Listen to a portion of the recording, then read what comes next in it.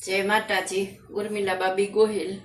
आज આપણે થોડુંક બીટરૂટ અને દૂધી બે નાખી અને પાવભાજી બનાવશું। તો આપણે એમાં થોડુંક બીટરૂટને ખમણી લીધું છે, ડુંગળી છે, તીખા મરચાં છે, કેપ્સિકમ, લસણ અને આમાં આપણે બાફી અને દૂધી છે, કોબી છે, રીંગણા છે ને બટેટા છે। બાળકો દૂધી અને બીટરૂટ નથી ખાતા, તો આજે આપણે બીટરૂટ અને દૂધીવાળી ભાજી બનાવશું, પાવભાજી।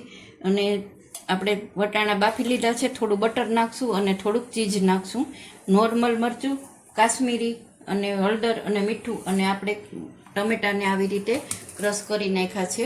તો હવે આપણે તેલ મૂકી દીધું છે, તો આગળ બતાવું। આપણે તેલ આવી ગયું છે એટલે એમાં આપણે પહેલાં લસણ નાખશું। લસણને મેં ઝીણું ખમણી નાખ્યું છે।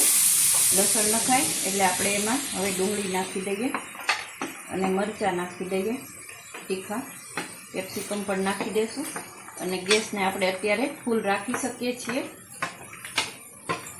2 મિનિટ ફૂલ ગેસે સાતળી અને હવે એમાં આપણે બીટરૂટ નાખી દઈએ। ફૂલ ગેસ રાખવાનો છે 5 મિનિટ અને આપણે બધું મિક્સ કરી લઈએ।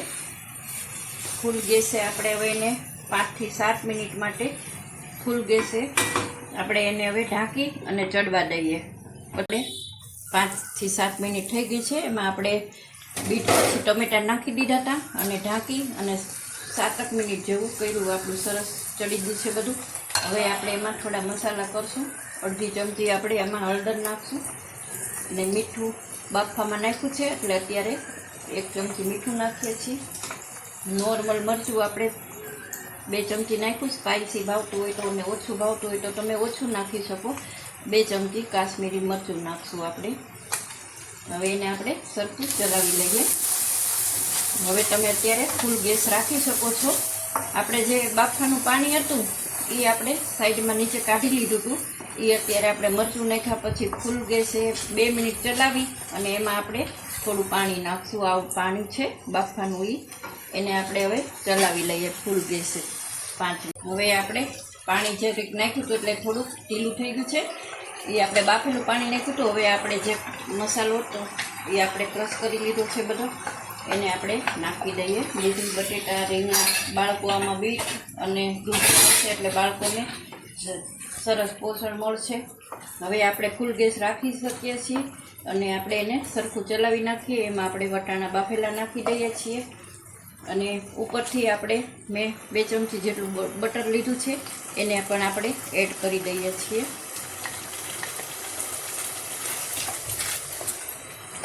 બીજો નંબરમાં આપણે 2 ચમચી હવે પાવભાજી મસાલો નાખશું અને આપણે એને બધું સરસ મિક્સ કરી લઈએ। ફૂલ ગેસ રાખી શકો છો તમે અત્યારે, એકદમ તમે જોઈ શકો છો કલર આવી ગયો છે આપણો સરસ।